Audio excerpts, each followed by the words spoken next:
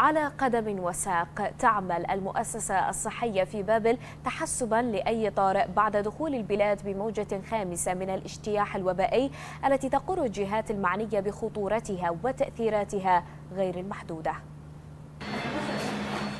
هكذا يبدو المشهد في الردهات الوبائية بمدينة مرجان الطبية. يستعد الكادر الطبي ويستنفر إمكانياته ويتهيئون للموجة الخامسة من الجائحة في ظل ارتفاع أعداد الإصابات. احنا اكتسبنا بالفترة السابقة السنتين الماضيات اكتسبنا الخبرة بالتعامل مع المرضى ومع المرض نفسه، واحنا مجهزين بكامل الأجهزة والمعدات، وإن شاء الله راح نكون عند حسن ظن المواطنين ومستعدين. عاودت كورونا للانتشار من جديد، ارتفاع تدريجي بنسب الإصابات توزعت ما بين اكتشافها بالمختبرات الحكومية أو الاستعانة بالعيادات الأهلية، مما أدى إلى تذبذب بأعداد الإصابات الرسمية.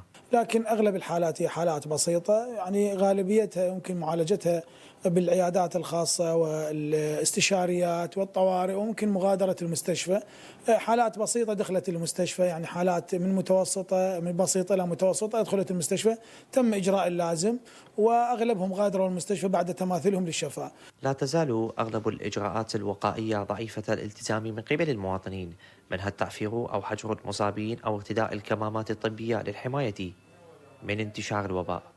وبحسب مختصين في الشأن الطبي، فإن الموجة الخامسة من جائحة كورونا ذات سرعة انتقالية عالية وتأثير إصابة أبسط من سابقاتها. من داخل الردهة الوبائية في باب زيد الشهيب، قناة الرابعة.